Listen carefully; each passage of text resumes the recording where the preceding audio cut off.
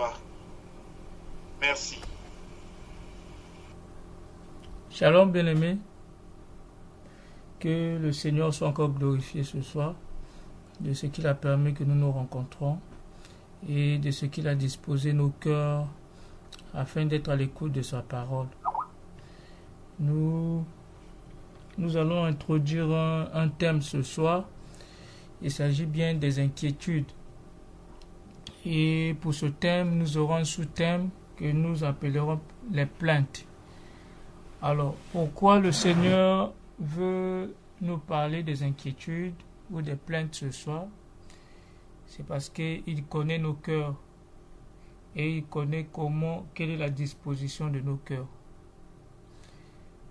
Alors, sans plus tarder, nous allons rentrer dans la Bible. Nous allons lire un passage dans le livre de Luc.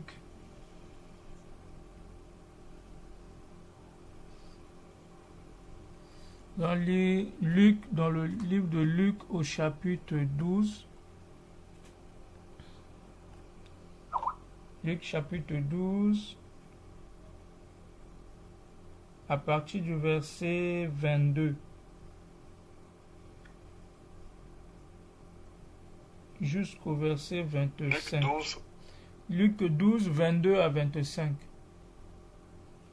Amen. Jésus dit ensuite à ses disciples, c'est pourquoi je vous dis, ne vous inquiétez pas pour votre vie de ce que vous mangerez, ni pour votre corps de quoi vous serez vêtus. La vie est plus que la nourriture et le corps plus que les vêtements. Considérez les corbeaux. Ils ne sèment, ils ne moissonnent, ils n'ont ni cellier ni grenier, et Dieu les nourrit. Combien ne valez-vous pas plus que les oiseaux? Qui de vous, par ses inquiétudes, peut ajouter une coudée à la durée de sa vie? Amen. Amen. Avant d'avancer, j'aimerais d'abord qu'on comprenne une chose, que les inquiétudes sont causées par par une certaine nature qui se trouve en nous. Ce qui cause les inquiétudes en nous, c'est beaucoup plus les convoitises. La convoitise est l'une des causes de nos inquiétudes. Il y a aussi ce que nous appelons les raisonnements. Les raisonnements aussi nous poussent parfois à se plaindre. Et parmi ces raisonnements qui nous poussent à se plaindre, il y a la peur, il y a les doutes, il y a les craintes et il y a aussi les accusations et les jugements. Ce sont ces raisonnements ou ces états d'âme-là qui nous poussent à se plaindre. Alors, nous nous plaignons envers Dieu et nous nous plaignons envers nos frères et sœurs. Mais aujourd'hui, nous allons parler premièrement des plaintes envers Dieu. C'est-à-dire lorsque nous nous plaignons de ce que Dieu ne fait pas ou aurait pu faire dans notre vie. Et prochainement, nous parlerons des plaintes envers nos frères et sœurs, envers les autres. Mais aujourd'hui, nous allons nous attarder sur les plaintes envers Dieu, se plaindre de Dieu.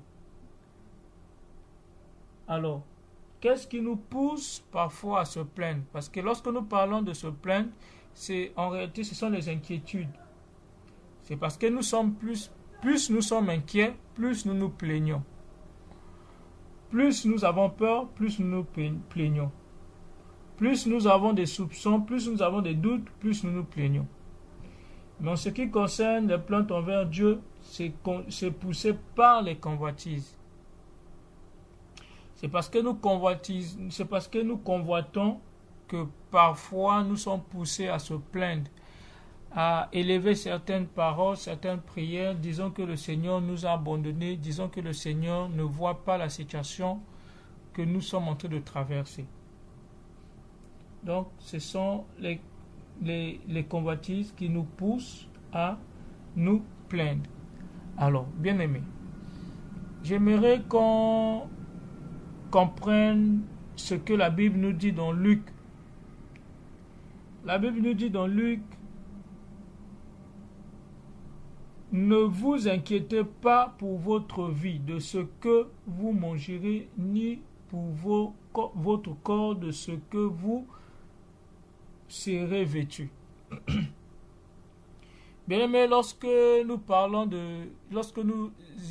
développons ce genre de thème, il y a parfois certaines personnes qui ne souhaitent pas ou bien qui ne sont pas à l'aise lorsqu'ils écoutent ce genre de thème-là.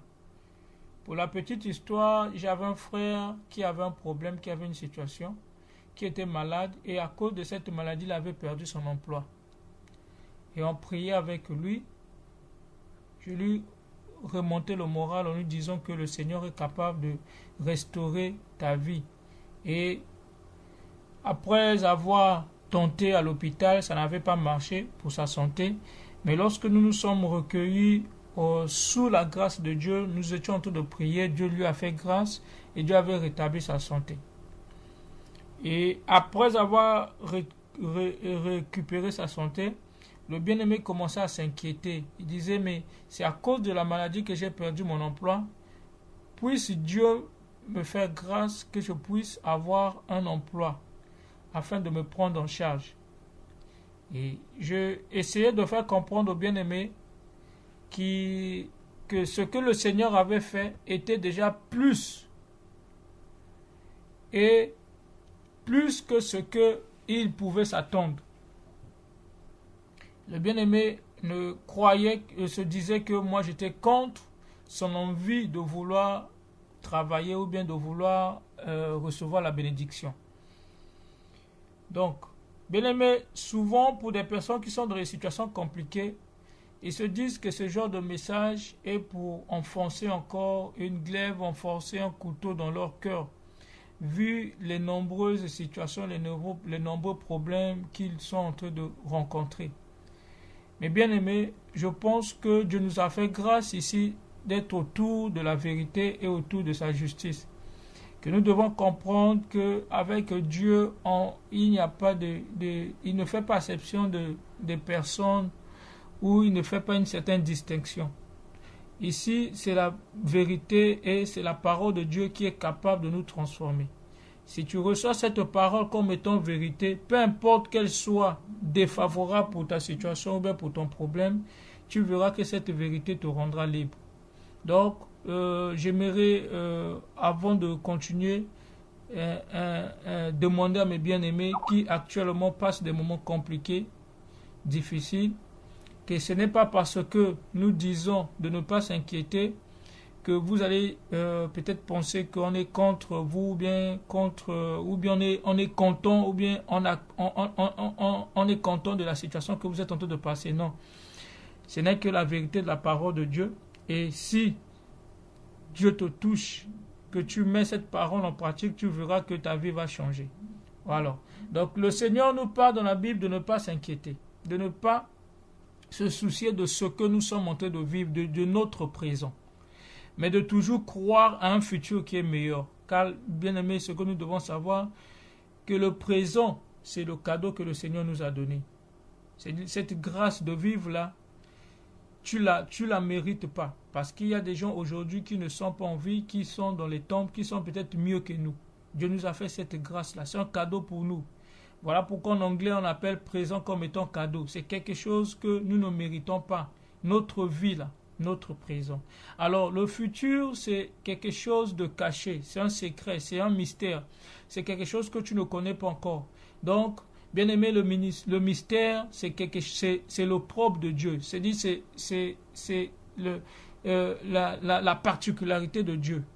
Voilà pourquoi c'est très important, bien aimé, d'être toujours content de ce que nous sommes en train de vivre aujourd'hui et de toujours croire à un avenir qui est meilleur, car c'est Dieu qui détient notre avenir et notre avenir est caché en Dieu. Et en mettant ces choses en pratique, nous verrons que notre vie est en train de prendre une nouvelle tournure et rien ne pourra nous déstabiliser. Donc, être toujours dans la joie de ce que nous sommes en train de vivre, car la Bible déclare que tout concourt au bien de ceux qui craignent l'Éternel. Et de toujours avoir un espoir pour des choses à venir. peu importe que les gens disent, peu importe que les gens prophétisent, peu importe que les gens te disent que ton avenir sera mauvais, mais toujours croire que l'avenir sera meilleur avec Dieu, parce que c'est Dieu qui est ton avenir. Donc, c'est en quelque sorte ça que le Seigneur veut simplement nous faire comprendre, que nous ne devons pas nous inquiéter, nous ne devons pas nous plaindre de ce que nous sommes en train de vivre actuellement. Que le Seigneur nous donne toujours la force pour puiser qu'il nous donne toujours, qu'il nous fasse grâce, qu'il nous rappelle toujours qu'il est important pour nous de puiser notre force auprès de Dieu. Je sais que en tant qu'homme, en tant que personne, il y a des situations qui nous poussent à se plaindre. Mais pour la solution que je peux donner à mes bien-aimés, à mes frères et sœurs qui aujourd'hui peuvent rencontrer des problèmes, qui peuvent les pousser à se plaindre, c'est de toujours puiser la force en Dieu. J'ai moi-même passé à des moments compliqués où je me disais que ma vie était dans un tunnel où je ne pouvais pas voir le bout du tunnel. J'étais dans un noir parce que je ne pouvais pas savoir. Je ne pouvais même pas penser à faire un projet ou bien à pouvoir préparer un avenir parce que je ne savais pas où mon avenir allait, où se trouvait comment je pouvais sortir de ce tunnel-là. Mais à chaque fois que ma situation présente remontait dans ma pensée, lorsque je pensais que je manquais de boulot, lorsque je pensais que j'étais seul, les amis avec lesquels nous avions étudié ont déjà le boulot, mais moi je n'avais pas, je vivais encore chez les parents. Ça me remontait dans mon esprit, parfois ça me poussait même parfois à pleurer ou bien à m'inquiéter. Mais Dieu merci, il me rappelait toujours que c'était important pour moi de croire en ce que le Seigneur est capable de faire dans notre vie. Donc, ce que je souhaiterais à mes bien-aimés, c'est un peu ça. C'est lorsque cette situation-là, lorsque cet état-là, cette nature-là va venir en toi, lorsque ça te pousse à te plaindre, lorsque ta situation revient dans ton esprit, tu te rappelles avec l'âge que tu as, tu te rappelles avec la situation que tu as, comment se fait-il les choses ne vont pas de l'avant, comment se fait-il les choses ne marchent pas. Bien-aimé, puise ta force auprès de Dieu, car il est là pour te soutenir. Il est mieux placé pour t'apprendre des bonnes choses. Donc c'est un peu ça. Alors, pour ne pas trop rester longtemps sur cela, nous allons lire un passage dans Jérémie chapitre 30 au verset 15. Jérémie chapitre 30 au verset 15.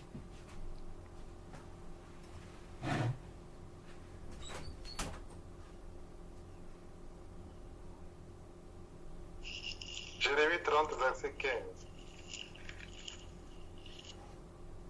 Pourquoi te plaindre de ta blessure, de la douleur que cause ton mal? C'est à cause de la multitude de tes inquiétudes.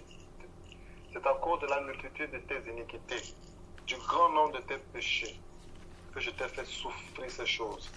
Amen. Amen. Alors, bien-aimés, ici, la parole nous dit que si nous nous plaignons, c'est à cause de la multitude de nos péchés, à cause de notre blessure, à cause de la dureté de nos cœurs. Effectivement, bien aimé, nous devons comprendre que la majeure de nos temps, la majeure partie du temps où nous nous plaignons, c'est parce que tout va mal dans notre vie. La majeure du temps où nous nous plaignons, c'est parce que rien ne va, rien ne marche. On a l'impression que tout le monde tombe sur nous. On a l'impression que nous vivons dans une vie, dans une vie obscure. On a l'impression que rien ne peut aller de l'avant. On a l'impression que nous sommes dans un trou où nous ne pouvons pas sortir. Nous sommes dans un tunnel où nous ne voyons pas le bout du tunnel. Oui, bien-aimés, nous avions à nous plaindre parce que notre vie ne va pas bien. Et parfois, il y a des gens aujourd'hui qui font même des prières disant que Seigneur, pourquoi m'as-tu abandonné? Bien-aimés, la Bible dit ceci. Rien ne peut nous séparer de l'amour de Dieu, même pas la mort. Donc, Si la mort qui est la finalité des choses dans notre vie ne peut pas nous séparer de son amour, je ne vois pas comment la famine, le manque d'habits, le manque d'argent, le manque de boulot, ou bien le manque de foyer, ou bien le manque de mariage, peut nous pousser à dire que le Seigneur nous a abandonnés. Dieu ne nous abandonne jamais. Il ne nous abandonnera aussi jamais. Donc voilà, bien aimé, ce que nous devons savoir. Que nous nous plaignons parce que nous voyons les choses mal ou bien les choses compliquées dans notre vie. C'est parce que nous rencontrons des situations très graves. Mais bien aimé, ici la Bible nous dit que nous ne nous plaignons pas, nous ne devons pas nous plaindre à cause de nos problèmes, de notre situation. Mais par contre, je lis le verset 15, il dit, Jérémie chapitre 30, verset 15, je t'ai cruellement puni à cause de la multitude de tes fautes, de la gravité de tes péchés. Pourquoi te plaindre de ton désastre, de ta douleur incurable? Nous devons, bien aimer, par contre, nous plaindre de notre situation et de notre nature, de nos péchés. Nous devons, par contre, nous plaindre de ce que nous faisons de mal envers Dieu. Nous avions dit pendant l'édification passée que la meilleure façon pour un enfant d'aller de l'avant, c'est de s'examiner encore et encore. La meilleure façon de chercher la justice de Dieu, c'est de revenir, de rentrer en nous, de voir qu'est-ce que nous faisons de pas bon. Chaque jour, nous devons nous plaindre de notre situation. Car, bien aimé, il ne peut pas passer une journée, une minute où nous ne péchons point. Parce que nous avons cette nature qui nous impose le péché. Mais si à chaque fois nous nous rappelons que nous sommes hommes de péché, nous chercherons à ce moment-là la grâce de Dieu afin de nous sortir de cette situation. Donc, la meilleure façon, bien aimé, de sortir, d'éviter à nous plaindre de Dieu à cause des problèmes, des situations qui nous arrivent, c'est de se plaindre de notre nature. De notre nature, comment ne sommes-nous pas capables de pouvoir glorifier Dieu tel qu'il attend de nous? Comment ne sommes-nous pas capables de donner toute notre vie à Dieu alors que lui, il est là à attendre que nous le lui donnons? Comment ne sommes-nous pas capables à ouvrir la porte lorsque lui se met debout en train de frapper? Comment ne sommes-nous pas capables à comprendre qu'il est important pour nous d'accepter que le Seigneur accomplisse ses œuvres, ses desseins dans notre vie? Comment ne sommes-nous pas capables d'accepter la volonté de Dieu s'accomplir dans notre vie? Comment ne sommes-nous pas capables de croire que Dieu est capable de nous sauver même devant la mort? Comment ne sommes-nous pas capables de donner confiance à notre Créateur? Voilà les sujets pour lesquels nous devons nous plaindre. Nous plaindre sur notre vie, sur notre nature. C'est comme ça, bien aimé, que nous comprenons que Dieu est grand dans notre vie. Bien aimé, lorsque nous nous plaignons, nous rendons Dieu pour un menteur. Lorsque nous nous plaignons, nous effaçons, c'est-à-dire nous effaçons toutes les promesses de Dieu qu'il a faites sur nous. Nous le prenons pour un menteur. Car Dieu dit qu'il connaît des projets de bonheur pour nous. Il a prévu des projets de bonheur, non des projets de malheur. Il a dit que moi je te soutiendrai par ma droite. Toutes ces paroles, nous les transformons pour un mensonge lorsque nous nous plaignons. Lorsque nous disons, Seigneur, pourquoi m'as-tu abandonné? Seigneur, pourquoi? Mais la Bible nous dit dans Luc, même les oiseaux qui ne sèment pas se nourrissent. Comment ne sommes-nous pas plus importants que ces oiseaux? Bien-aimés, c'est à cause de nos péchés. Si du moins nous pouvons comprendre que c'est la cause, c'est à cause de la dureté de nos cœurs que nous rencontrons ces situations-là, nous n'aurons pas à nous plaindre auprès de Dieu. Au contraire, voyons ces choses, nous allons veiller sur notre nature, veiller sur notre vie. Bien-aimé, la peur aujourd'hui face à une situation. Parce que tu vois ton âge aller avancer, tu te dis que le Seigneur certainement a oublié de te bénir. Il est passé outre votre maison, il est passé outre ta maison pour bénir les autres, mais toi, il ne t'a pas béni. Voilà pourquoi tu vois les autres évoluer, voilà pourquoi tu vois les autres aller de l'avant. Mais chez toi, tu ne vas pas de l'avant. Tu compares ta vie avec celle des autres. Ta peur, là, cette crainte de vouloir échouer te pousse à se plaindre. Bien aimé, il y a aujourd'hui des prières qui nous poussent à forcer à Dieu de nous bénir parce que nous voulons nous comparer aux autres. Voilà la convoitise qui nous pousse à nous plaindre. Lorsque nous sommes face à un problème, à une situation, qui te dit que cette situation, cette maladie va te mener à la mort? Mais cette peur-là te pousse à se plaindre. Seigneur, pourquoi m'as-tu abandonné? Pourquoi n'interviens-tu pas pour ma situation, pour mon problème? Cette peur-là nous pousse à nous plaindre. Et nous rendons coupables, nous rendons Dieu coupable de notre malheur. Nous rendons Dieu coupable de les situations que nous sommes en train de vivre. Mais bien aimé, la Bible nous dit ça à cause de nos péchés. Lisons dans Ésaïe 59. C'est à cause de nos péchés. Ésaïe 59, verset 1. La Bible dit, la main de l'Éternel n'est pas courte pour agir. Nous qui disons que le Seigneur nous a oubliés, nous qui disons que le Seigneur nous a abandonnés. Mais la Bible nous dit ceci, non. Nous qui disons que le Seigneur ne nous aime plus, nous qui disons que le Dieu d'amour ne manifeste plus son amour envers nous, la Bible nous répond par non, virgule. C'est-à-dire, il commence d'abord par dire non. C'est-à-dire, cette décision-là, cette réaction que tu as n'est pas digne d'un enfant de Dieu. Cette réaction que tu as n'est pas digne d'un enfant de Dieu d'amour. Il dit d'abord non. La main de l'Éternel n'est pas devenue trop courte pour sauver, ni son oreille trop dure pour entendre. Mais ce sont vos fautes qui mettent une séparation entre vous et votre Dieu. Qu'on veuille ou pas, bien-aimé, nous devons accepter que c'est à cause de notre nature que ces choses-là nous arrivent dans notre vie.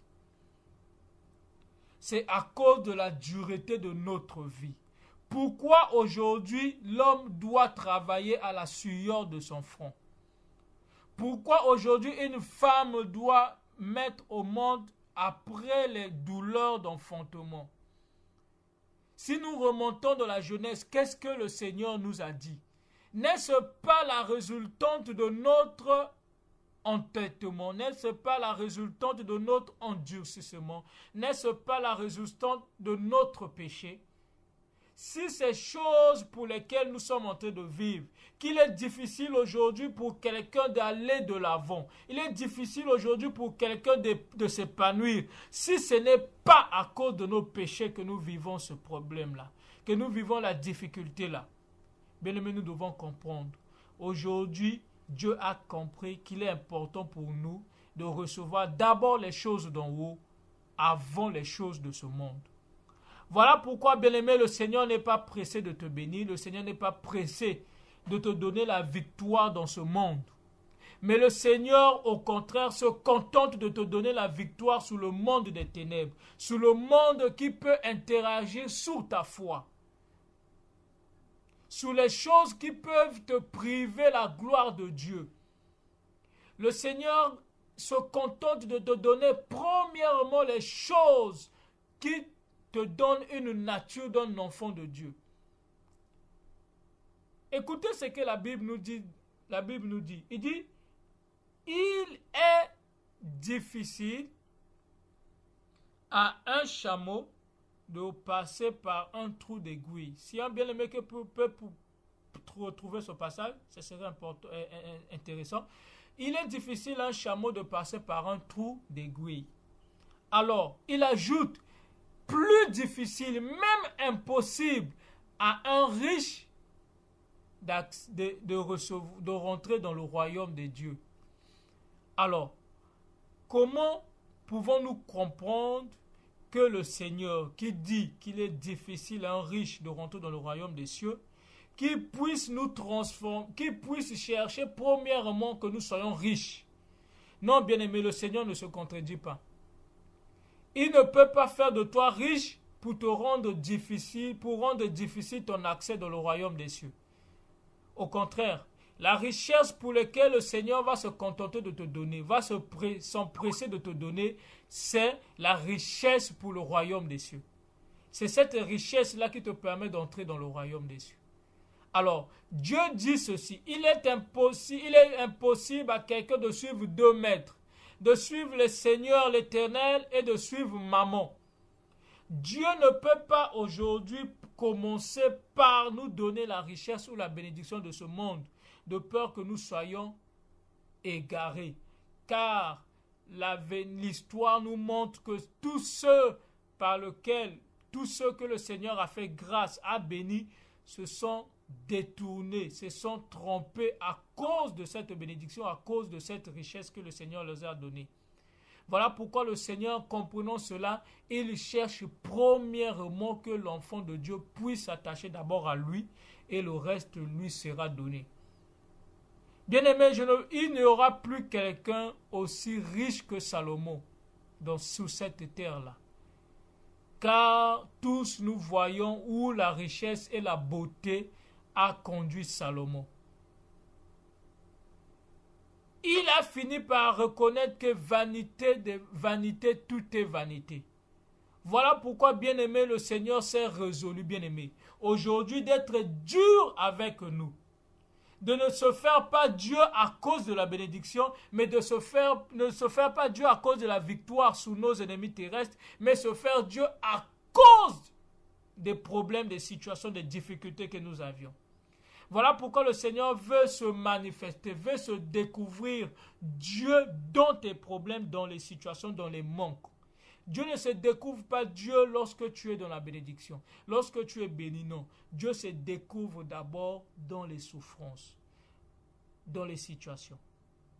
C'est comme ça que nous devons comprendre, bien-aimés. Si aujourd'hui nous comprenons que tout ce qui nous arrive, c'est à cause de la dureté de notre cœur, nous n'allons plus nous plaindre auprès de Dieu. Au contraire, nous allons nous plaindre de nos situations.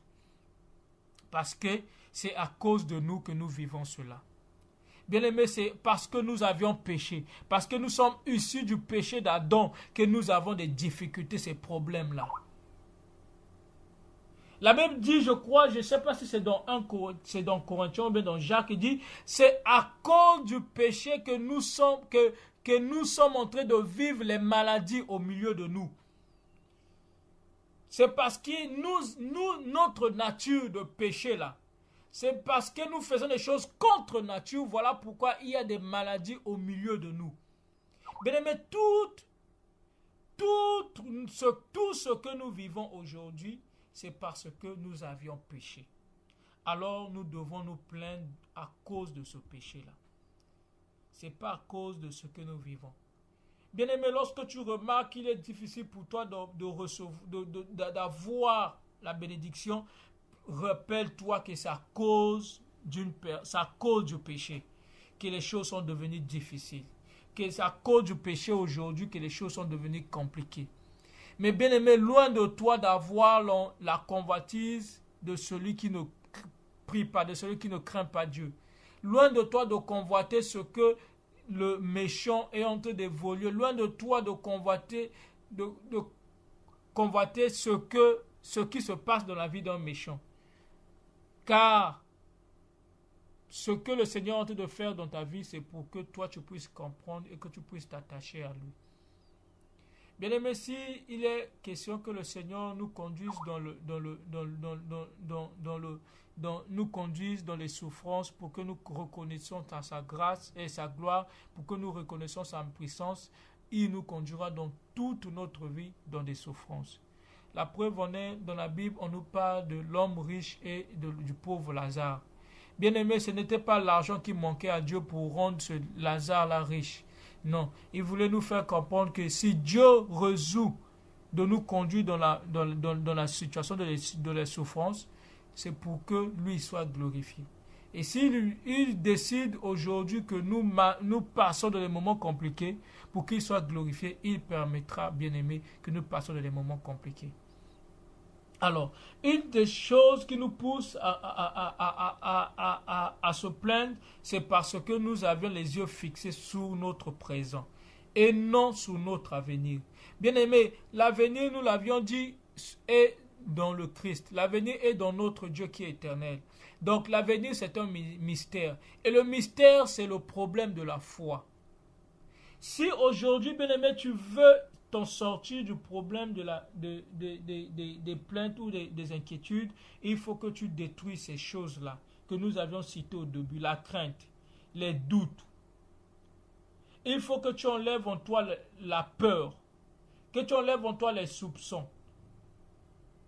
Mais pour ce qui nous concerne, pour ce qui concerne les plaintes que nous avions à Dieu, ce sont les convoitises. Il faut que nous enlevons les convoitises. Et il faut que nous enlevons les doutes. Nous devons les remplacer par la foi. Nous devons nous remplacer cela par la foi. Pourquoi la foi? La foi résout tous les problèmes, bien-aimés. Les convoitises, c'est parce que nous manquons de foi. C'est parce que nous doutons. C'est parce que nous ne croyons pas que Dieu est capable de faire des grandes choses en nous. Bien-aimé, la foi, qu'est-ce que la foi peut créer dans la vie d'une personne? C'est la confiance. Bien-aimé, aussi longtemps que nous maintenons notre foi, aussi longtemps que Dieu garde notre foi, et notre foi ne vacille point, bien-aimé, nous sommes un homme confiant. Et cette confiance-là bannit les doutes, bien-aimé, enlève les doutes ou les raisonnements que nous pouvons avoir. Le point clé, bien-aimé, la clé de nos raisonnements, de nos inquiétudes, c'est la foi. Voilà pourquoi il est très important que nous demandons à Dieu de nous donner cette foi-là. Même moi qui vous parle, bien-aimé, je sais que la clé des problèmes, ce n'est pas la bénédiction, ce n'est pas le bonheur, ce n'est pas la paix, ce n'est pas la tranquillité, mais c'est la foi. Car, bien-aimé, la paix que tu as aujourd'hui, demain peut être combattue. Le bonheur que tu as aujourd'hui, demain peut être combattu. Mais la foi aujourd'hui, bien-aimé, si tu l'as, le Seigneur, la Bible déclare dans Hébreux 12, verset 2, c'est lui qui ramène cette foi à la perfection. De la même façon qu'il a prié pour la foi de Pierre, c'est de la même façon qu'il intercède pour notre foi jour et nuit. Bien-aimé, cette foi que tu la gardes là, ferme devant l'Éternel, comme nous dit la Bible dans Romains 14, verset 22. Nous devons garder cette foi ferme à Dieu, car c'est cette foi qui nous aide dans beaucoup de choses et qui est la clé de beaucoup de situations que nous vivons sur cette terre. Bien-aimé, pour que nous puissions éloigner les doutes, les raisonnements, il faut que cette foi-là s'empare de nous. Il faut que nous vivions cette vie, la foi-là, qui nous aide à enlever les soupçons, qui nous aide à enlever les doutes, qui nous aide à enlever la crainte. Pourquoi? Comment la foi peut résoudre le problème de la peur, de la crainte? Bien-aimé, lorsque le diable vient s'aimer une mauvaise parole, une mauvaise pensée en toi, il vient s'aimer les doutes, disant que, bien-aimé, tu ne réussiras pas. Il vient te rappeler ton âge pour te dire, à cet âge-là, si tu ne te maries pas, à quel âge tu pourras avoir des enfants? Bien-aimé, il va te mettre des mauvaises pensées dans ta tête te disant que tu ne vas pas mettre au monde parce que ton âge est avancé. Ça va mettre les doutes, la peur en toi. Alors, qu'est-ce qui peut résoudre ce problème? Ce n'est que la foi. Bien-aimé, si tu crois que ta foi est capable de ramener les choses qui n'existent pas à l'existence, peu importe ce que le monde a déclaré pour toi, peu importe ce que les médecins ont déclaré dans les certificats, bien-aimé, ta foi te dit que Dieu a dit contraire à ce que les hommes ont déclaré. La peur, tu vas bannir la peur, tu vas bannir la crainte, tu vas bannir les doutes parce que ta foi te dit contrairement à ce que les hommes te disent dans ce monde. C'est ça, bien-aimé. La foi est une clé, bien-aimé, sur beaucoup de choses dans notre vie. Ce n'est pas parce que nous connaissons, ce n'est pas parce que nous avions vu ceci, mais c'est parce que nous croyons. Oui, bien-aimé, que nous mettons seulement cette foi-là en action, nous verrons comment le Seigneur va faire des grandes choses dans notre vie. Bien-aimé, c'est parce que nous n'acceptons pas de reconnaître que tout ceci est à cause de notre nature. Au lieu de se plaindre, cherchons plutôt la grâce de Dieu chaque jour. Ne nous justifions point, bien-aimés. ne nous justifions pas. Ne disons pas, Seigneur, je t'aime, voilà pourquoi tu dois me bénir, voilà pourquoi je dois bénéficier de la bénédiction comme les autres. Non. Seigneur, je suis un enfant digne de toi. Seigneur, je te prie chaque jour. Seigneur, je marche promptement sur la voie que tu as tracée pour moi. Voilà pourquoi tu dois me bénir. Non, bien-aimé. On n'a pas besoin de nous justifier. Au contraire, laissons la justice de Dieu agir. Si tu crains l'Éternel, gloire à Dieu. Mais chaque jour, cherche encore à craindre Dieu de plus en plus. Ne te justifie pas en disant que Seigneur, je mérite ceci parce que la Bible dit que ce n'est pas par nos œuvres que nous sommes sauvés. Ce n'est pas parce que nous sommes meilleurs, nous pouvons prier matin, midi, soir que nous bénéficions de la bénédiction, de la grâce. Non, c'est pas par cela. Mais c'est Dieu lui-même qui manifeste cela en temps convenable. Donc, bien aimé, nous devons au contraire chercher la face de Dieu chaque jour. Bien-aimé, tu sais qu'aujourd'hui, il y a des situations compliquées qui t'arrivent. Tu n'arrives pas à trouver un boulot, tu n'arrives pas à trouver un foyer, tu n'arrives pas à relier les deux bouts du mois. Bien-aimé, concentre-toi dans la relation que tu dois avoir avec ton Dieu. Concentre-toi à ce que toi tu dois donner à Dieu. Que tes prières soient des parfums de bonne odeur.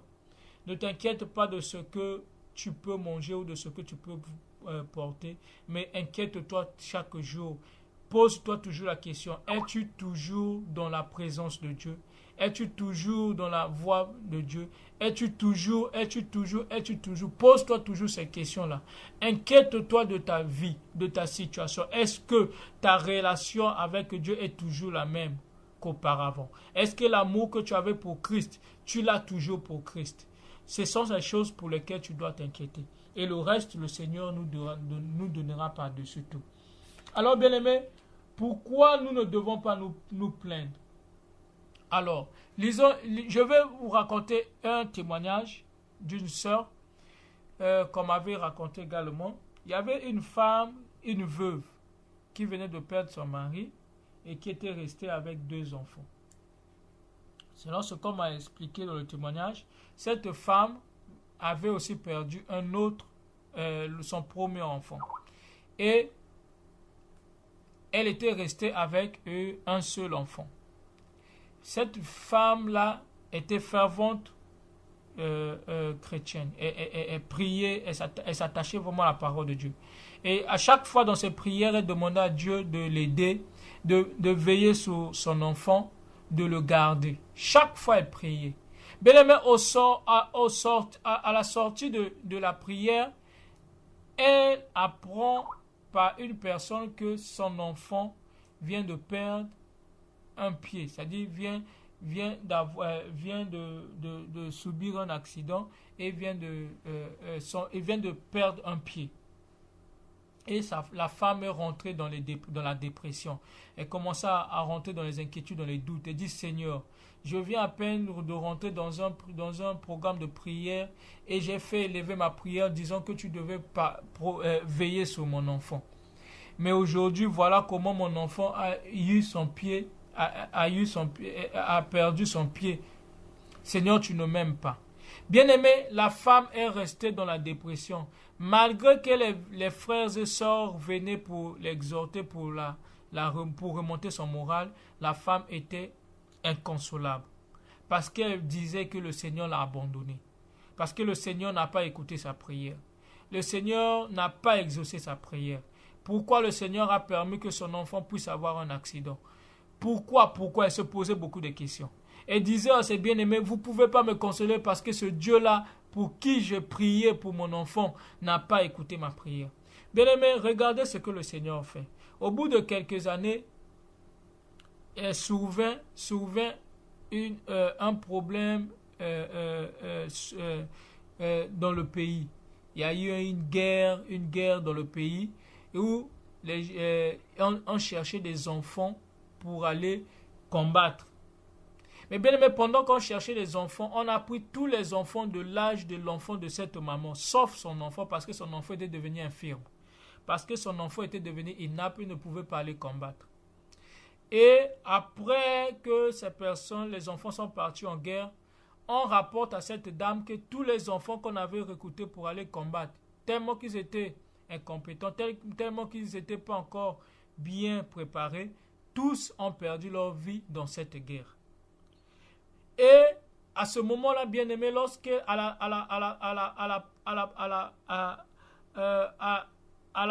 à cette nouvelle, en apprenant cette nouvelle, cette mère commençait à se rappeler de sa prière. Qu'elle priait pour que le Seigneur puisse veiller sur son enfant, puisse protéger son enfant. Et c'est à ce moment-là qu'elle a compris pourquoi le Seigneur avait permis que cet enfant-là puisse avoir un pied esquinté. Pour qu'un jour, lorsqu'on aurait besoin de lui, qu'on ne puisse pas avoir besoin de lui à cause de ce problème-là. Bien-aimé, c'est simplement pour dire ceci, que le Seigneur aujourd'hui, il connaît l'avenir, car l'avenir c'est Dieu. Nous ne connaissons pas l'avenir, nous connaissons que le présent que nous sommes en train de vivre du jour au jour. Le Seigneur peut permettre une situation dans ta vie, c'est pour qu'il puisse préparer ton avenir. Donc, nous qui sommes fixés par le présent, nous disons que le présent est mal et nous disons que nous accusons le Seigneur. Non, bien-aimé. Le Seigneur, lui, connaît ta prière. Aujourd'hui, lorsque tu dis, Seigneur, je veux que tu me gardes dans ta présence. Je veux que tu me gardes près de toi. Garde-moi fidèle à toi. Bien-aimé, le Seigneur découpe ta prière en plusieurs équations de plusieurs inconnus, qu'il est en train de traiter petit à petit, sans que tu t'en rendes compte. Ta prière devient comme un système d'équations à plusieurs inconnus. Pourquoi? Avant que tu puisses avoir la solution à ta prière, le Seigneur découpe cette prière en sous-prière, en sous-équation. Il sait que pour que tu sois proche de lui, pour que tu t'attaches à lui, pour que tu ne sois pas loin, il ne veut pas te donner la bénédiction aujourd'hui. Car pour le moment, tu n'es pas encore enseigné comment gérer cette bénédiction. Tu n'es pas encore prêt à avoir cette bénédiction entre tes mains. Il te prépare. Il veut d'abord te faire comprendre. Il veut gérer ton cœur face aux souffrances, face au manque, pour voir comment est ton cœur et comment ton cœur sera bâti. Et après cela, il te donnera ce que lui, il veut te donner, ou ce que toi tu lui demandes.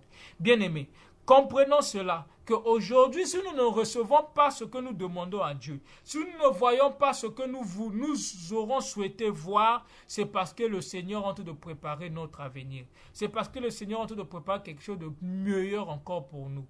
Pour cette femme, elle ne comprenait pas pourquoi l'enfant devait avoir un accident, pourquoi l'enfant devait perdre un pied. Mais pour Dieu, c'était une sous-équation qu'il était en train de résoudre pour arriver à la solution de la prière de cette maman-là.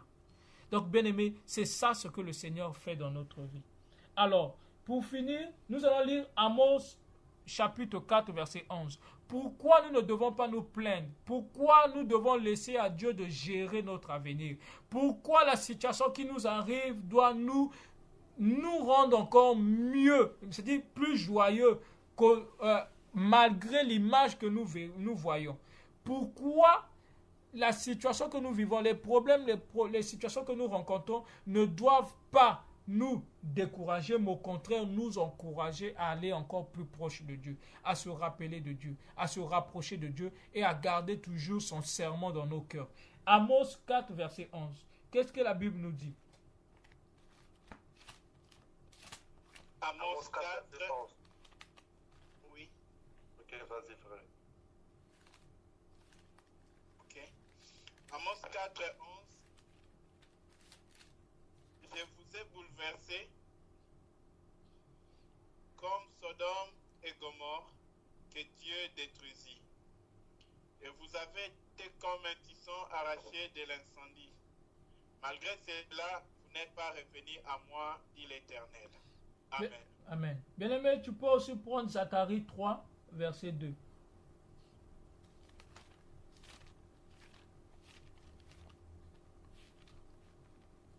Zacharie 3, le verset 2.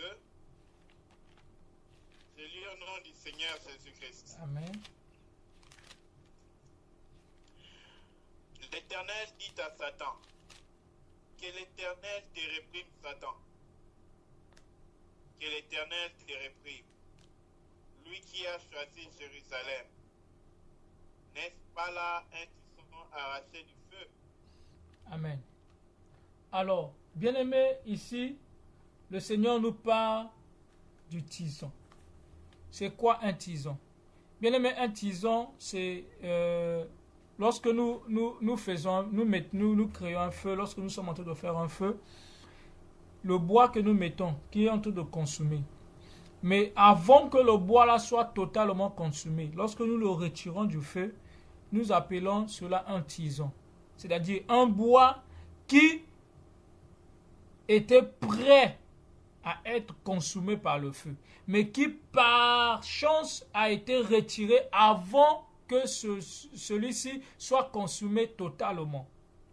C'est ce que nous sommes. Le Seigneur nous compare à un tison. Pourquoi?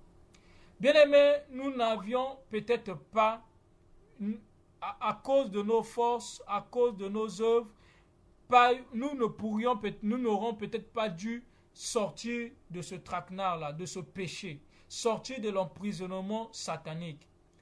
On n'aurait pas pu faire quelque chose, même pas par nos œuvres, même pas avec les présents ou les offrandes. On n'allait pas sortir de la situation que le péché nous imposait. Mais la Bible dit que lui, il nous a arrachés, bien-aimés, du feu. Il nous a arrachés de la condamnation du péché. Il nous a arrachés de l'accusation du diable. Car chaque jour, le péché que nous faisons nous accusait, nous condamnait auprès de Dieu. Mais le Seigneur ne s'est pas contenté de ces accusations énormes qui remontaient auprès de lui matin, midi, soir. Bien-aimés, à chaque fois que nous péchons, nous étions accusés et condamnés par Dieu.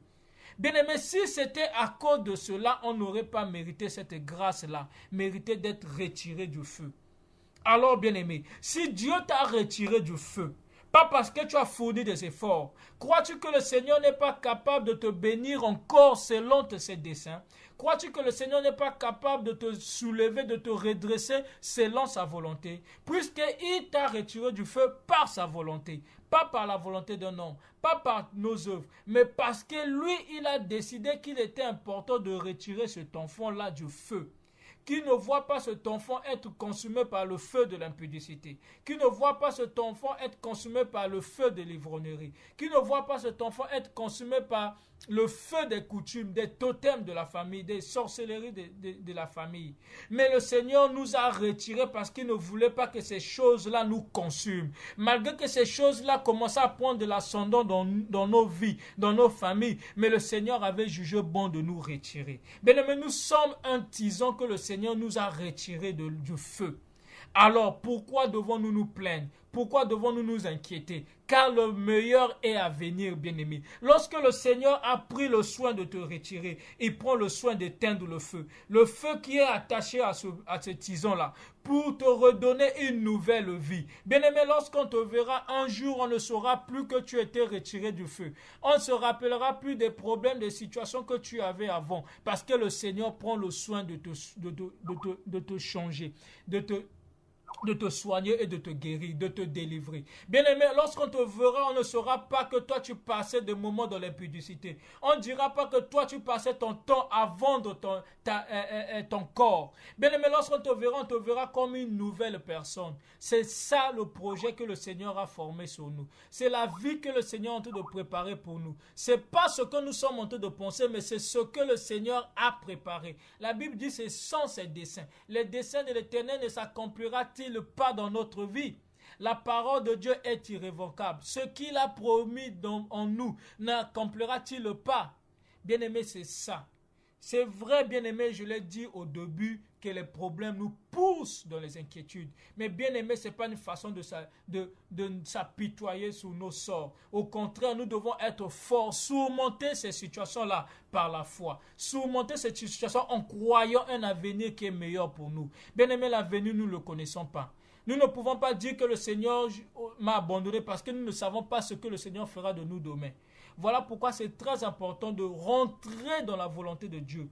cherchez à voir les yeux de Dieu, le cœur de Dieu, les oreilles de Dieu. Bien-aimé, lorsque tu rentres dans la volonté de Dieu, tu comprends, tu verras en toi une certaine paix. Voilà pourquoi le Seigneur dit dans la Bible qu'il nous laisse la paix, pas comme le monde nous la laisse. Bien-aimé, c'est comme ça que le Seigneur nous laisse la paix. Il nous laisse la paix dans les moments difficiles. Lorsque tu rentres face à toi des problèmes, face à toi des complications, mais au fond de toi, une joie qui est en train de surmonter. Dans le plus profond lieu de ton cœur, bien-aimé, il y a une joie que personne ne peut affecter, que personne ne peut te donner, mais que toi-même tu es en train de retrouver parce que Dieu l'a mis en toi. Pas parce que tu as le boulot, pas parce que tu as la victoire, pas parce que tu es guéri, pas parce que tu es délivré, mais parce que tu sens que le Seigneur t'aime toujours. Cette paix-là qui te rappelle que le Seigneur est capable de faire des choses encore meilleures que ce que tu vis. C'est cette paix que le Seigneur nous donne. Voilà pourquoi, bien-aimés, nous ne nous inquiétons pas. Nous avons été déjà retirés du feu.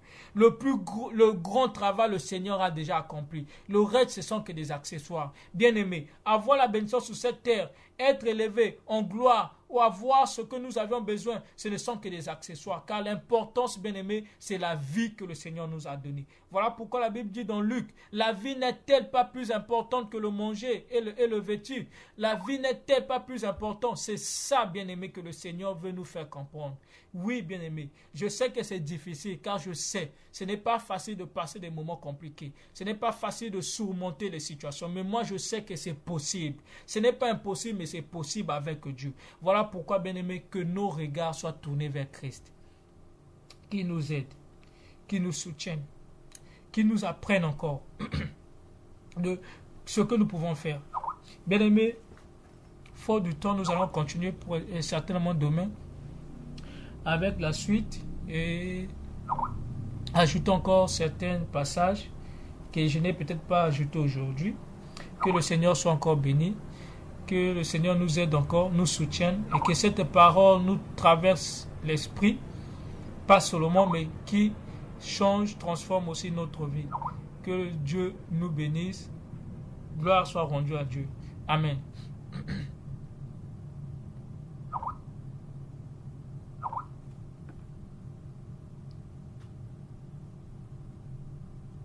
Merci beaucoup, frère Frélin. Merci, Seigneur, pour ces temps. Nous rendons grâce à Dieu pour ses œuvres merveilleuses. Dieu connaît les cœurs, il connaît quelles paroles il envoie à quel moment. Dieu qui a lu nos cœurs et qui a su ce qu'il fallait pour nous ce soir. Voilà qu'il nous a parlé. Oui, bien-aimés, nous voulons encore maintenant nous approcher de Dieu. Nous voulons encore maintenant prier. Nous allons commencer par lui rendre grâce pour ce qu'il nous a parlé, pour ce qu'il nous a encouragé, il nous a fortifié. Et il a encore rappelé à nos cœurs combien il est amour pour nous. Chacun de nous va élever sa voix, rendre grâce à Dieu et dire merci aussi à Dieu pour la vie de notre frère Frélin. Prions au nom de Jésus-Christ. Seigneur, merci. Bénissons merci ton nom, Seigneur, pour ton amour. Merci encore pour Père, tu nous as parlé parce que tu connaissais nos cœurs. Tu connais, Yahweh, où sont nos cœurs, même maintenant. Père, nous-mêmes, nous pouvons être confus sur nos cœurs. Oui, Seigneur. Mais toi, Père, tu n'es point confus. Père, en toi, il n'y a aucune confusion. Tu lis nos cœurs et tu sais où nous sommes. Oh Seigneur, merci pour ton amour. Merci pour cette parole que tu nous donnes ce soir. Merci pour la parole que tu nous enseignes. Oui, Seigneur, merci pour tout ce que tu nous as dit ce soir, Seigneur. C'est parce que tu nous aimes que tu nous as parlé. C'est parce que tu nous aimes que tu nous instruis ces choses. Et afin que nous puissions point nous éloigner d'elle. Afin qu'elle ne s'éloigne point de nos cœurs. Merci pour ta fidélité. Merci pour ton amour. Merci pour cet amour éternel dont tu nous as aimés. Merci, Père. Garde-nous, Seigneur. Oui, bien-aimés, nous voulons prier. On nous a parlé par rapport aux inquiétudes qui, à leur tour, produisent les plaintes. Nous voulons prier à notre Dieu et lui demander de nous faire grâce afin que nous soyons convaincus que Dieu nous aime. Bien-aimés, il n'y a aucune circonstance qui va limiter l'amour de Dieu dans nos vies. Dieu ne nous aime pas parce que tout va bien. Dieu ne nous aime pas parce que tout va mal. Dieu ne nous aime pas à cause d'une circonstance. Dieu nous aime parce qu'il nous aime d'un amour éternel. Ce n'est pas parce que nous vivons dans ce monde qu'il nous aime. Mais bien aimé, souvent nous sommes confus. Voilà pourquoi nous allons prier. Que Dieu rassasisse nos cœurs, déborde nos cœurs de cette évidence qu'il nous aime. Peu importe ce que nous puissions vivre, ressentir, penser, mais que dans nos cœurs, qu'il y ait une évidence écrite à l'encre ineffaçable, que Dieu nous aime. Prions au nom de Jésus-Christ. Père, merci parce que tu l'as fait et tu le feras encore. Fais asseoir notre foi sur Jésus-Christ. Convainc nos cœurs que tu nous as aimés. Père, pas parce que nous croyons, pas parce que nous disons, mais Père, parce que tu l'as fait. Père, parce que tu l'as fait. Père, parce que tu le feras à jamais. Tu ne nous aimes pas maintenant, tu ne nous aimes pas hier ni demain, tu nous aimes éternellement. Père, il n'y a pas de temps dans ton amour. Ton amour n'a pas ombre de variation. Non. Yahweh, il n'y a pas un moment où tu nous aimes beaucoup, un moment où tu nous aimes peu. Père, tu nous aimes toujours. Même quand nous n'étions pas nés, tu nous avais aimés. Voilà pourquoi tu nous as précédés sur la croix. Oh, Jésus, ouvre nos yeux pour voir ton amour. Père, afin qu'aucune circonstance dans ce monde, Père, dans la vie, dans les périls, que nous puissions chanter ton amour. Car Yahweh, Père, ton amour ne consiste pas à la vie ni à la bonne santé, mais ton amour consiste, Seigneur, à la vie éternelle, une vie qu'un homme ne peut pas posséder. Merci, Seigneur Jésus. Merci pour ce salut, Jésus. Oui, bien-aimés, nous voulons encore prier. Nous allons prier afin que le Saint-Esprit nous remplisse de la foi. Alléluia. Bien-aimés, souvent dans les circonstances, Dieu, ce qu'il cherche, ce n'est même pas qu'il veut tarder pour nous bénir. Mais Dieu consomme la foi. Il attend voir ta foi. Bien-aimé, lorsque Dieu voit la foi, Dieu bénit en même temps. Dieu répond à la foi. Nous allons prier pour que Dieu nous donne la foi. Bien-aimé, que Dieu te fasse un homme, une femme de foi. Prions au nom de Jésus-Christ. Oui, Père, Seigneur. Fais-nous asseoir dans la foi. Seigneur. Attire notre foi à la perfection. Dans la foi. Seigneur, fais grandir notre foi. Père, fais augmenter, Seigneur, notre foi. Père, ramène notre foi à la perfection. Seigneur, que rien ne nous déstabilise. Ramène notre foi à la perfection. Seigneur, j'ai besoin que tu m'aides. Soutiens, Seigneur, ma foi.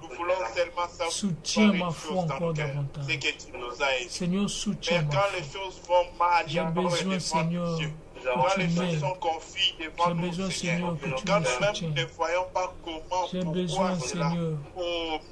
Rappelle-nous que tu nous aides. Oui, Seigneur, j'ai besoin, Seigneur, que tu m'aides. Père, cela nous suffira encore.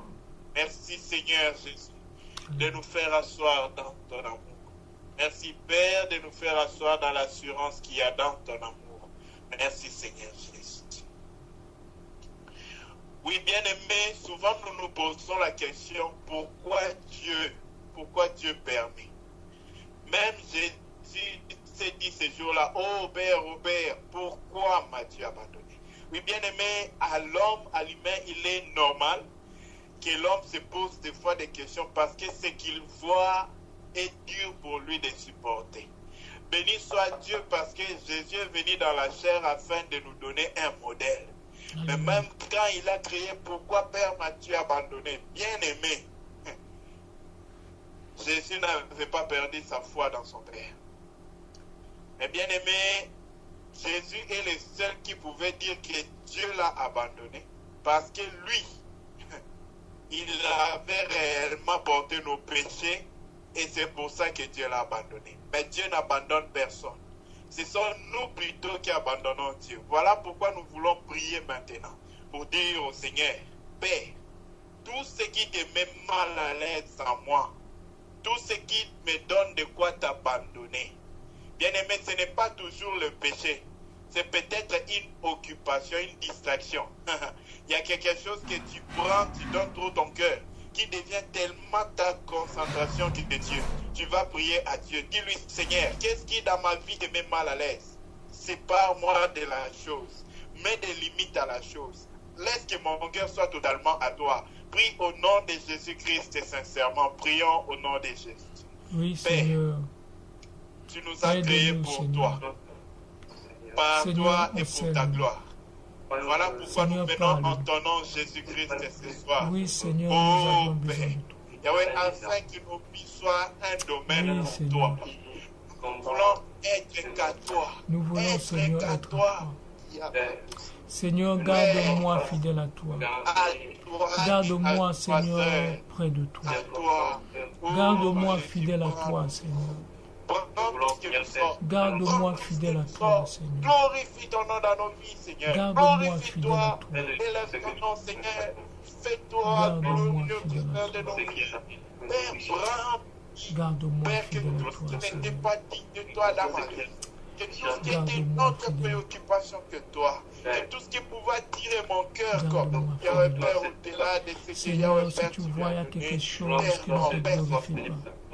Si tu trouves quelque chose qui ne t'élève pas de ma vie, aide-moi, Seigneur, à enlever cela. Merci Père. Seigneur, sonde mon cœur Merci Père. et Merci enlève Père. tout ce qui est contre ta Merci volonté. pour ton amour. Au nom puissant de Jésus. Merci pour ta grâce. Béni soit ton nom, Seigneur Jésus. Oui, bien-aimés, nous allons encore prier. Nous allons invoquer le nom du Seigneur Jésus-Christ. En même temps, bien-aimés, nous ne devons pas oublier que Dieu pourvoit aux besoins. Peut-être tu es là, tu as un besoin. Pas un envie, mais un besoin. Alors nous voulons prier pour nos besoins. Dieu ne parle pas en vain. Dieu nous rappelle ce soir qu'il prend soin de nous. Tu vas invoquer son nom. Il a dit, invoque son nom au jour du malheur. Bien-aimé, quel est le besoin que tu as ce soir devant lui? Prie que Dieu t'entende et qu'il t'exauce. Au nom de Jésus-Christ, nous prions. Père, ce n'est pas devant un homme que nous venons, Seigneur. Mais toi, tu lis nos cœurs et tu connais les besoins de tout un chacun Oui, ici Seigneur, ce qui est présent. important pour moi. Oh Père, Ce que, Dieu Seigneur, d'amour tu et comprends Dieu qui est important fidèle. pour moi. Yahweh, afin que toi, tu te laisses trouver, Père, par la vie de Oui, tout Seigneur, un chacun. donne-moi ce qui est Père, important. écoute et écris les besoins de nos cœurs. Donne-moi, Yahweh, tu Seigneur, ce connais qui des est besoins important qu'il y a pour dans moi. nos familles. Père, des besoins Donne-moi, de nos Seigneur, frères ce qui est et sœurs. important pour moi. Oh Père, à qui rends-nous, Oui, Seigneur, venons à donne-moi toi. ce qui est important. Nous n'avons pas un Seigneur, tu ville de connais refuge mon cœur, forcément. tu connais, Tu es Seigneur, notre mon cœur. refuge. Tu Tu es connais celui mon auprès de cœur, qui, Seigneur, Père, tu nous connais venons, mon besoin. Seigneur Jésus, Tu pour connais mon déposer cœur, tous nos Yahweh, tu besoins connais devant. mon besoin. Yahweh, Père, nous crions Oui, à toi. Seigneur, je sais que Interviens tu dans es nos capable problèmes. de Interviens dans soutenir. nos Tu es besoins, capable Seigneur. de donner la Interviens dans nos solution. familles. Montre-toi. Seigneur, tu ne manges jamais, tu donnes, Seigneur. Révèle-toi. Glorifie Seigneur, tu ton nom. nous aimes, Père, voilà que ça soit pourquoi, pour ta Seigneur, gloire. tu nous Laisse protèges. que toi tu agis, Seigneur, Tu nous afin aimes, que voilà Yahweh pourquoi nos tu yeux nous réalisent protèges. encore combien tu es bon et Tu nous grand. aimes, voilà pourquoi tu nous Merci pour tout protèges. ce que tu as réservé. Oui, Merci Seigneur. pour tout ce que tu Que fais ton nom soit maintenant. Amen. glorifié. Père, Au si nom quelqu'un en puissant ce de moment a Jésus. élevé sa prière vers toi, donne l'écouter, Père. Donne l'exauce à cause du nom de Jésus-Christ. Merci pour ce que tu fais ce soir. Béni soit ton nom, Jésus-Christ. Oui, bien-aimés, enfin nous allons prier pour que le Seigneur nous garde à lui et auprès de lui. Dis au Seigneur qu'il te donne tout ce dont tu as besoin, oui. Qu'il te donne ce que lui veut, oui. Mais tout ce que tu lui demandes, c'est qu'il te garde auprès de lui. Dis-lui, il n'y a rien que tu te demandes autant que demeurer auprès de toi. C'est ça ma plus grande demande, ma plus importante demande de ce soir. Père, je la mène au devant de toi. Garde-moi plus près de toi.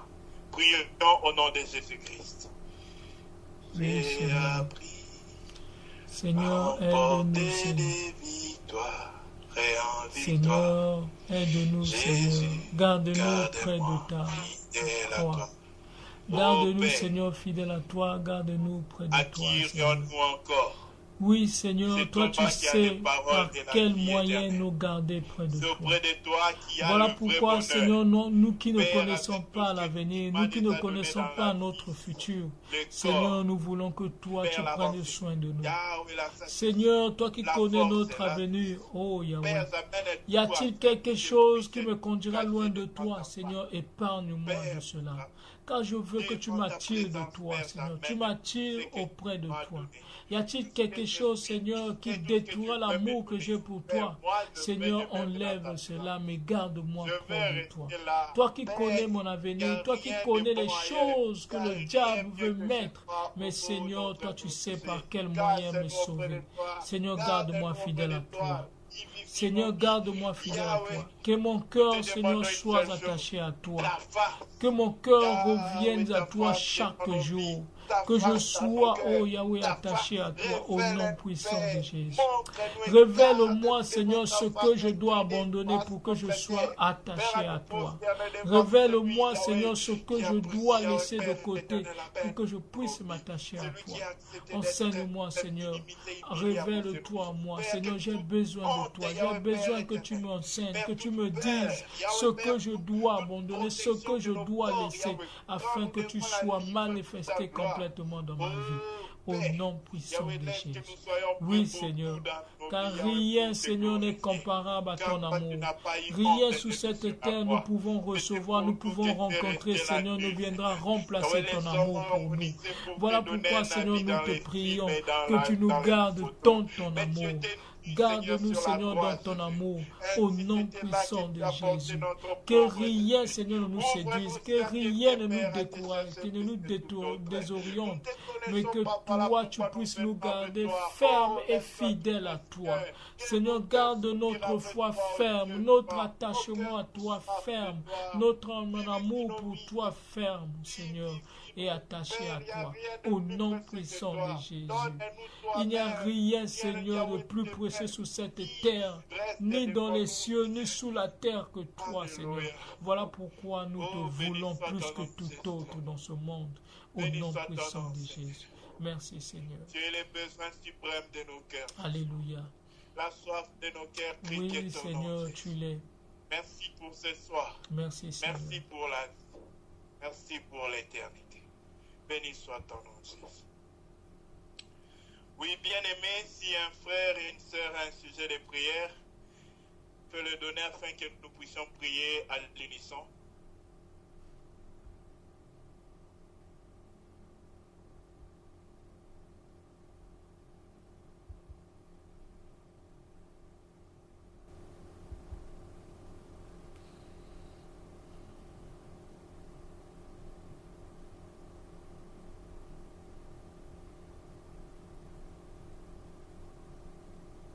N'hésitez pas, si quelqu'un a un sujet de prière,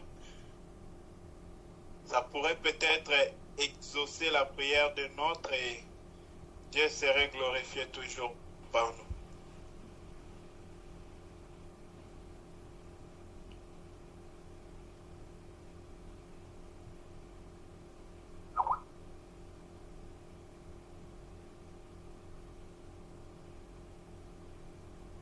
Gloire au Seigneur et à le frère Yves qui rend grâce à Dieu pour lui avoir donné une maison. Souvenez-vous, l'autre fois, nous avons prié pour cela. Dieu fidèle, que la gloire lui revienne.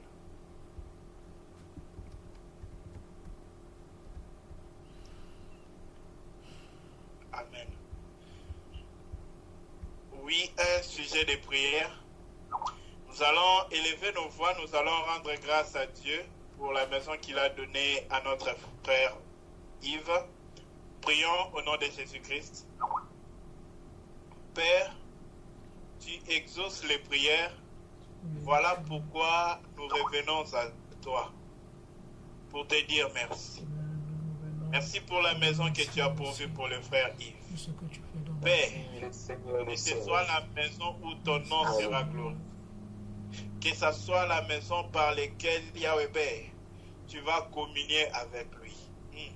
Père, c'est une maison faite de la main des hommes, mais donnes-tu seulement, ô Père, répandre ta gloire et remplir sa maison, Père, de toi. Père, que les anges descendent du ciel et de la terre, et sur la terre, Yahweh, dans cette maison, afin que lui, Seigneur Jésus, il puisse communier avec toi. Laisse que ce soit le lieu où tu demeures et tu agis, Seigneur. Pour la gloire de ton nom, Jésus-Christ. Amen. Oui, bien-aimé, si quelqu'un a un sujet de prière, sinon nous passons aux ajouts. Si quelqu'un a un ajout, il peut nous édifier avec. Sentez-vous joyeux et la soif de bénir les autres. Donc si quelqu'un a quelque chose à dire pour nous édifier, pour partager, merci de le faire s'il vous plaît. Bonsoir. Bonsoir. Merci. Je bénis encore le Seigneur pour ce message qu'il m'a donné en ce soir. Béni soit le serviteur pour lequel il nous a parlé en ce soir. Je rends grâce à Dieu pour ce moment qu'il a permis que je puisse l'écouter encore. Et c'est juste un passage que je voulais partager. C'est dans Ecclésiaste 9, verset 11. Je lis. J'ai encore vu sous le soleil que la course n'est point aux agiles, ni la guerre aux vaillants, ni de paix aux sages, ni la richesse aux intelligents, ni la faveur aux savants, car tout dépend pour eux du temps et des circonstances. Amen. Que la gloire revienne à Dieu, lui qui est le maître des temps et des circonstances. Amen, amen, amen. Merci, c'est tout ce que je voulais partager. Gloire au Seigneur. Amen. Oui, un autre bien-aimé a quelque chose à apporter pour nous édifier. La parole vous est donnée.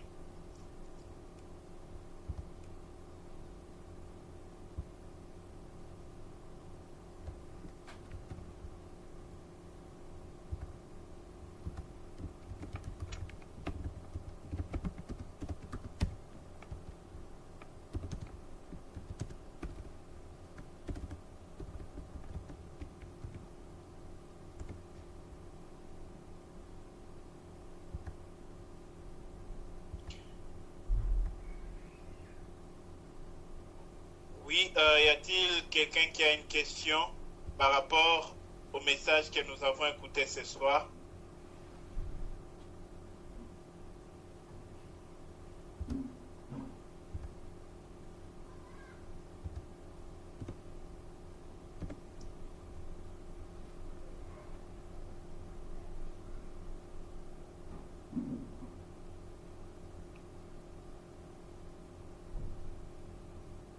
Shalom bien-aimé. Shalom. Je m'excuse pour le retard. J'étais en train de chercher un verset. C'est pas une question, mais je voulais juste mettre l'accent sur le passage que notre bien-aimé nous a donné dans Luc chapitre 12. Lorsque le bien-aimé a introduit, je voulais prendre le dernier verset, disons le verset 25. Le Seigneur Jésus a dit: qui de vous, par ses inquiétudes, peut ajouter une coudée à la durée de sa vie? Généralement, les passages bibliques ont toujours deux côtés. Quand ça parle de ce qui est positif, donc son négatif, donc son contraire également. Donc j'ai compris ce passage comme ceci.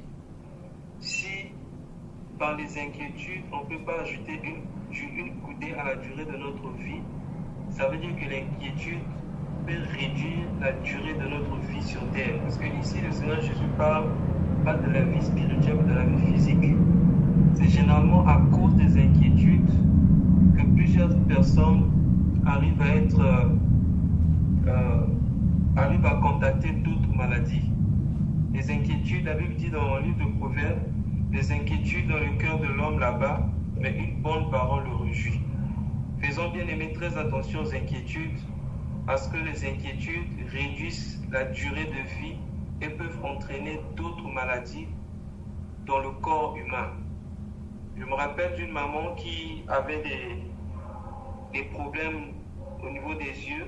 Quand elle est partie à l'hôpital, le médecin lui a dit que si elle ne faisait pas attention, dans 2 mois, elle devait devenir aveugle. À cause de cela, elle est tombée sur place et il y a eu d'autres maladies qui sont suivies. Nous devons aussi savoir, bien aimé, que les inquiétudes, s'inquiéter par rapport à ce que l'apôtre Paul nous écrit dans Philippiens chapitre 4, verset 6. Il dit: ne vous inquiétez de rien. Ça veut dire que c'est un commandement. Lorsque nous nous inquiétons, c'est une façon de désobéir à la parole de Dieu qui dit: ne vous inquiétez de rien. Mais que faire lorsque l'inquiétude arrive? Puisque nous sommes des hommes, les problèmes seront toujours là. Nous aurons toujours tendance à nous inquiéter. Que faire? La Bible dit dans Philippiens chapitre 4, verset 6, ne vous inquiétez de rien, mais en toute chose, faites connaître vos besoins à Dieu par la prière. Et la Bible dit: la paix de Dieu qui surpasse toute intelligence gardera vos cœurs et vos pensées en Christ. Comment cette paix va nous garder? Nous gardera nos cœurs et nos pensées en Christ. C'est lorsque nous avons déposé nos fardeaux auprès de Christ. Généralement, ce qui nous pousse dans l'inquiétude et dans la dépression, c'est parce que nous ne voulons pas nous décharger de nos fardeaux pour les déposer auprès de Christ. Mais nous voulons les porter nous-mêmes. Alors que 1 Pierre chapitre, je crois c'est le chapitre 5, verset 7, la Bible dit: déchargez-vous sur lui de tous vos soucis, car c'est lui qui prend soin de vous. Apprenons, bien aimés, à nous décharger de tout souci, car nous ne pourrons pas supporter ces soucis-là nous-mêmes. Car c'est lui qui est l'ami fidèle, cet ami véritable qui est auprès de nous. Allons auprès de lui de tout notre cœur. Partageons nos secrets avec lui, notre Seigneur, et déposons nos soucis auprès de lui. Merci, bien-aimé frère, pour cette exhortation. Que le Seigneur te bénisse encore. Amen. Amen. Amen. Merci beaucoup, frère Théo, pour l'ajout. Merci, frère Frélin, pour le message. Bien-aimé, il est très important pour nous de savoir que nous avons tiré la vie d'auprès de Dieu et notre seule vie, c'est en Dieu. Il n'y a aucun autre appui, il n'y a aucune autre source. Voilà pourquoi dans les moments des inquiétudes, c'est le meilleur moment où on peut montrer à Dieu qu'on l'aime. Il y a un homme qui a donné le témoignage de sa femme. Il a dit il n'y aura aucune femme qui pourrait être suffisante pour sa vie que celle-là. Pourquoi? Parce que cette femme-là a cru en lui dans le moment où il était le plus abandonné, le plus... Aucune femme ne pouvait l'accepter dans cette circonstance-là. Mais sa femme a cru en lui pendant ce moment-là. Bien-aimés, nous ne devons pas croire en Dieu lorsque Dieu nous met seulement le confort au milieu de nous. Notre foi doit demeurer en Dieu même quand nous voyons le contraire. Ne regardons pas à ce qu'il y a au milieu des gens. Tu peux voir un autre qui passe pour être plus heureux. Mais tu es peut-être aveugle. Bien-aimé, l'exemple que je voulais donner pour ceux qui regardent aux orbes, c'est l'église de Laodicée et l'église de Smyrne. L'église de Smyrne vivait dans la persécution. L'église de Laodicée était dans l'abondance. Mais bien aimé, il y a un qui était agréable à Dieu et il y a un autre qui n'était pas agréable à Dieu. Je vous assure, entre les jeunes hommes riches et le pauvre Lazare, le plus heureux, c'était le pauvre Lazare. Mais ils ne pouvaient jamais se rendre compte de ça. Il fallait qu'ils attendent jusqu'au jour dans les seins d'Abraham pour que l'homme riche voie, ah, Lazare est là-bas, qui peut même toucher. Même une goutte d'eau, me faire couler une goutte pour que ça touche ma langue. Bien-aimés dans le Seigneur, des fois nous ne connaissons pas. Parce que nous voyons l'amour de Dieu avec les yeux humains. L'amour de Dieu, ce n'est pas le confort de la chair. L'amour de Dieu, c'est la vie éternelle premièrement. Dans Apocalypse 2, le verset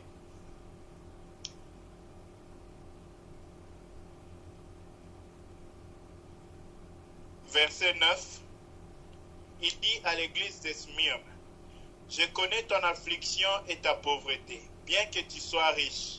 Ah, ta pauvreté, bien que tu sois riche. Là, il parle à l'église de Smyrne. Mais quand il va parler à l'église de Laodicée, il dit, parce que toi, tu te dis toi-même que je suis riche, je me suis enrichi et je n'ai besoin de rien. Or, tu ne sais pas que tu es malheureux, misérable, pauvre, aveugle et nu. Bien-aimé, la vraie bénédiction, c'est d'être auprès de Christ. La première chose que nous devons rechercher quand nous sommes dans des soucis, dans des inquiétudes, sommes-nous toujours avec Christ? La deuxième chose, c'est de réaliser que Dieu a sûrement quelque chose de bon pour lequel il nous fait passer par ces temps-là. Bien-aimé, si on est dans l'amour de Dieu ne blesse pas. Elle ne prépare rien de mauvais, mais elle prépare toujours le bonheur devant. Et maintenant, est-ce que nous regardons avec les yeux que son amour voit? Est-ce que nous regardons à ce que ses yeux planifient? L'amour de Dieu voit le bonheur pour nos vies. L'amour de Dieu planifie les meilleures choses pour nous. Mais ça dépend maintenant de notre regard et de notre attitude par rapport à cet amour. Croyons-nous encore à cet amour? Gloire soit rendue à Dieu. Merci beaucoup, frère Frélin, pour le message. Nous allons écouter un seul témoignage s'il y en a.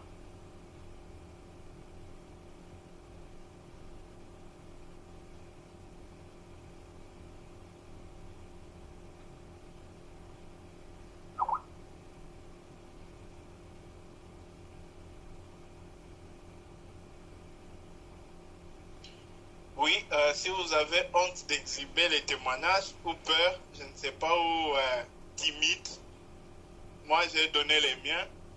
Je me souviens aux années 2005, non 2004.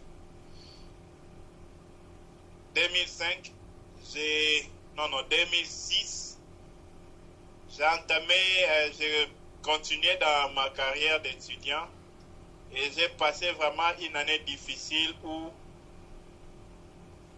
j'avais repris l'année. C'était pour ma première fois dans la vie d'échouer dans mes études. C'était un chaos terrible, sachant les sacrifices qu'on faisait pour étudier en Polytechnique.